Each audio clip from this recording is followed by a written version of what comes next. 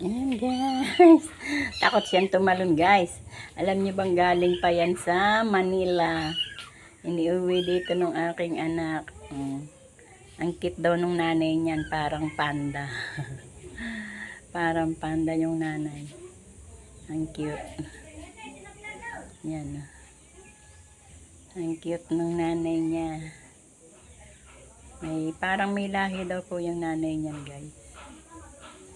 Siguro yung tatay niyan Pinoy.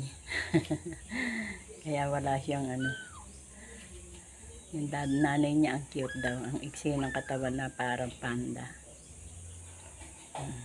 Sige, ang tapang mo ha. Sige nga.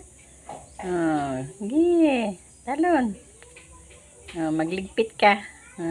Yan, daming ligpitin.